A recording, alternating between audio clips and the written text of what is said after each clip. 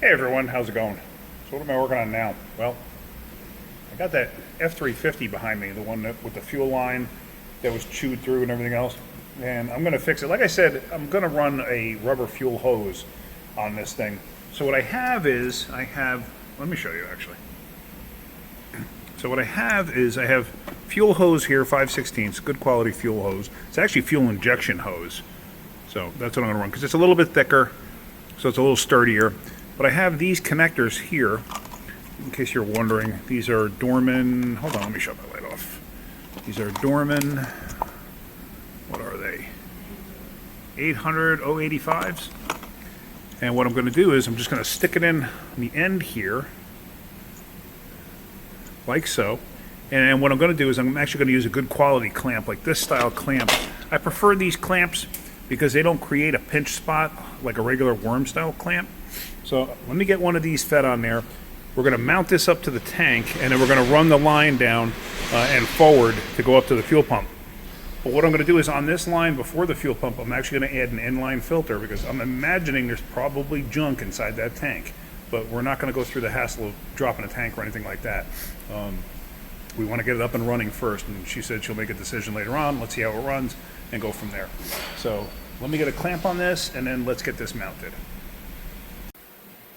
So here we have the clamp in place, and then I'm going to tighten it up. And there's a couple of different size clamps, so I always like to make sure I get the one that fits correctly, because I don't want to have one that's too loose. And what drives me nuts is when you use a worm style clamp, when somebody uses one that's way too big and then you have like that tail of the clamp hanging off, that drives me insane. Alright, we've got a lot of noise going on in the shop, so just make sure that this is tight. And as you see, I'm not doing anything crazy, it's just with my fingers here, and that's perfectly tight. This isn't a high pressure system, this is actually a vacuum system. So that'll be good. Let's mount this up on the vehicle. Okay, one thing I wanted to show you too is I have this torsion bar here that will help protect in case something happens with the hydraulics and it goes to let go. This way it doesn't chop me in half, basically.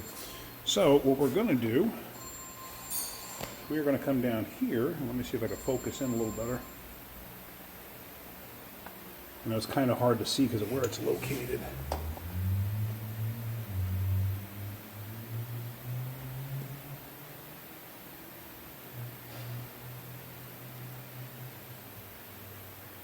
All right, so now what we're going to do is we're going to route this and mount it. I don't know if you heard the click, but it clicked in place. And now what I'm going to do is I'm just going to feed this hose, back you off a little bit. I'm going to feed the hose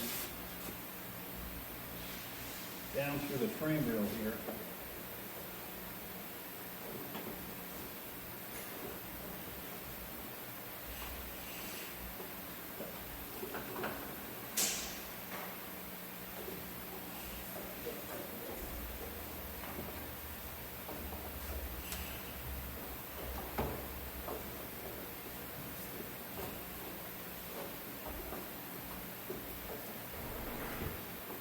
Run that in place like that. This old line we can take out. And then what we've got to do too is you want to make sure that this isn't going to be hitting anything with the dump body. So this should be good right where it's at, going down there.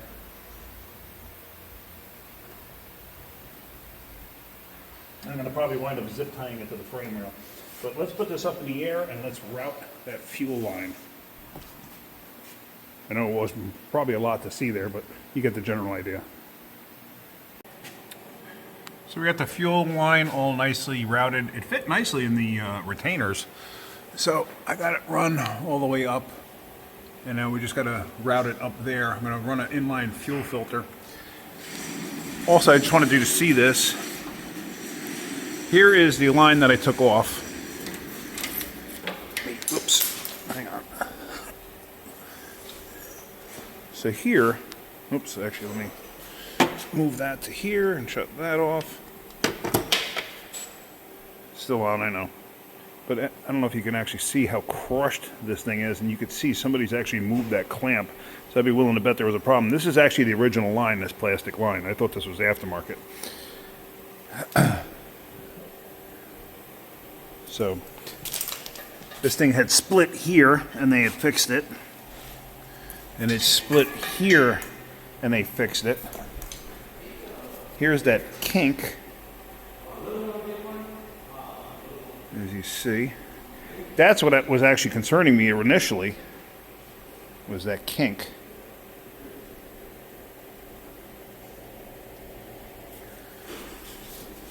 I thought somebody initially had fixed it here, but that's from the factory. That sleeve. And somewhere in here, there it is. And look at all the junk inside there. So, all right, we're going to finish routing this line. And like I said, we're going to put a filter on the suction side of this too, just because I know there's going to be debris and stuff in there. At least, well, there might be. There might not be. You never know. But I would think there probably is, considering how long this thing was sitting for. So with the fuel line in place, and me just having to run the end here underneath the hood, what I'm going to do is I have my vacuum evacuator, and I'm going to suck through the fuel line to see if we have fuel coming through. So let's do that. So here we are underneath the hood. There you see the fuel line coming up. Here I have, this is a nice tight fit here, but it's going to my evacuator there. So I have to hook up air to it. I'm going to put you in a tripod here. It's going to be making a hissing noise. There's nothing I could do about it, and I apologize.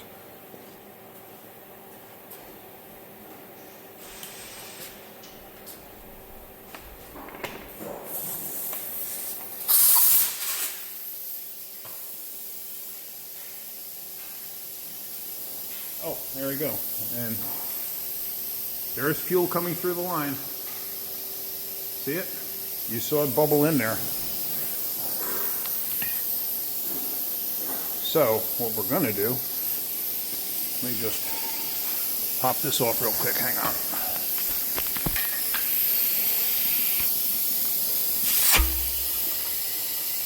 There you see fuel.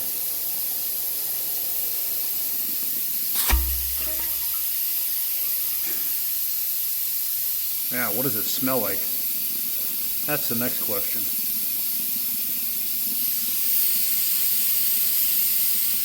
I'm doing this too to suck through any dirt that might be in there.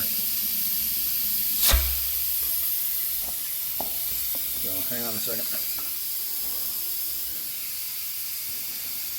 And yeah, kind of has a turpentine smell to it, or like an old motorboat engine, like an outboard motor. Like usually when they sit for a season, they get like a stink to them. It's kind of what this smells like. So I think I'm going to draw this out, some of it, and put some fresh fuel in. Like I said, the customer said there was fuel in it, so I'm going to draw some of it out, and then we'll add fresh fuel to it. It should run on it. It smells like turpentine, but it's not bad. And as you saw, it wasn't all discolored. A lot of times they'll get like an orange color to them. So, all right, let me just suck this out, and then we're going to go and we're going to run the line. So I decided to suck out all the fuel that was in the system, and I've already dumped this twice. I filled it up. It's 8 liters every time I fill this thing up, so it had 16 liters plus this. So now, as you see, and now we're down to there. So yeah, 16, and that's probably another 4, so that's 20 liters. So everybody was saying it was out of fuel. I told you it wasn't. It had 20 liters of fuel in it, which is what, 6 gallons, something like that? I don't know, I can't do the math in my head that easy. But yeah, so it had fuel. I'm going to let this go for a few more seconds because it's still drawing some out, and then we're going to get fresh fuel for it. But I'm going to route everything else first with the fuel filter and whatnot. So here we have the inline fuel filter, and I'm about to install it onto the pump. Now, if you ever get one of these and you're wondering Because they used to have like an arrow to show the direction of flow. If you're ever wondering which is the direction of flow, if you look, this end has those dimples. This end does not. The end with the dimples is the inlet side. So I don't know why they can't tell you that, but that's what it is. Sometimes they would even say in and out. This doesn't say, oh, it does say in. It does say in. Actually, I just realized that. Actually, I think it says in. Yeah, it does. Can you even see that? Right there. Actually, it does say in. I think it says in. Yeah, it does say in. Okay. Well, in case you're ever wondering, in case you're blind like me and you don't see where it says in, it's where the dimples are. So, I'm putting the short end here, I'm putting this towards the pump. So let's mount this up. Alright, so what we are going to do is just insert the fuel filter right like that. Tighten up on that hose clamp. Now I drained the fuel tank out, so Jaden is actually running to go get more fuel for me, because he's kind of at a stop with what he was doing.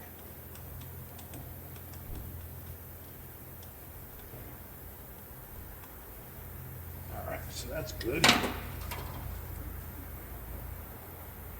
now we're going to run this fuel filter. I hope you can see what I'm doing here.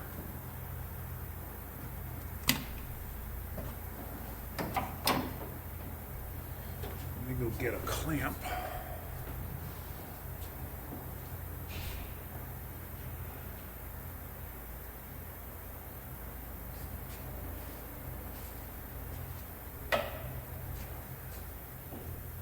And maybe a light too, so you can actually see what I'm trying to accomplish here.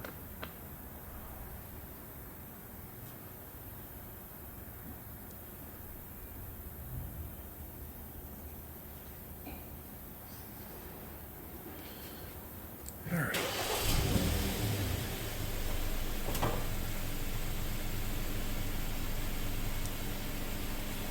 Put the clamp on the hose.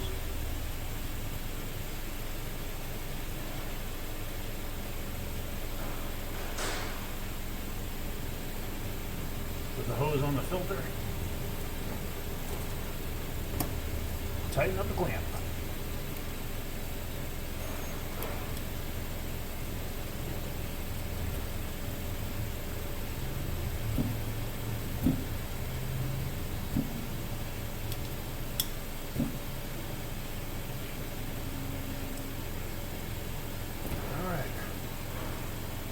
So that's where I want it. So now the only thing I have to do is I have to secure the line down to this part of the frame here. But yeah, we're going to tune this thing up also. So let me get some gas first, and we're going to make sure that this thing will run on its own.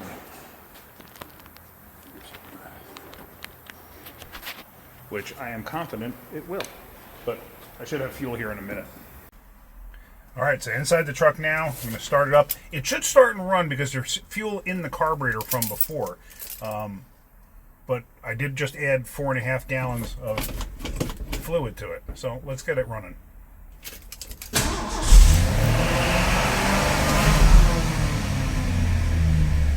Wow, that was a high idle.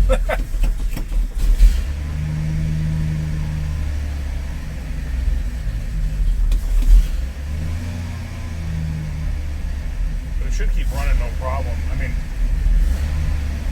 meaning it should have a fuel supply now. But as far as keeping running, there's a problem with the carburetor that I gotta fix. I gotta rebuild it. Alright, I'm actually gonna put the bed up. I got the bed down. I didn't want to lift it up and have the bed up and have it hit the roof or anything like that. So this is an old school PTO.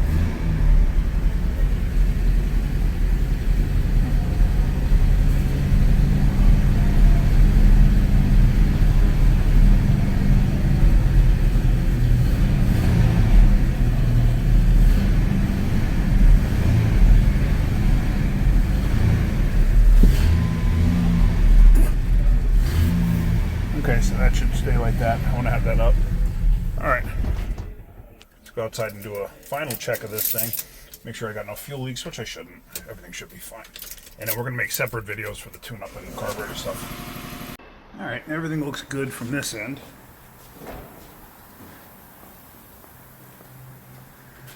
And everything looks good at that end. All right, so I'm going to leave this alone. Like I said, I got to rebuild that carburetor. Got to give it a tune-up. Got to change the oil. There's a bunch of stuff I got to do to it. I got to change that filler neck. I'm still waiting for a filler neck to come. And of course, something like this was sold as a the heck did they call these? Not a rack body. They were sold as a incomplete, where they didn't come with a bed. The filler necks sometimes can be a real pain in the neck to find the right part. So anyway, that's where we're at with that. But yeah, I'm going to leave this alone. Leave this right there. So, well, at least, like I showed you, it was not out of fuel originally. It was exactly what I thought it was. So, all right. Well, hopefully you got something out of that video. If you did, hit that like button. If you could, please subscribe. All right, guys, have a great day. Keep wrenching.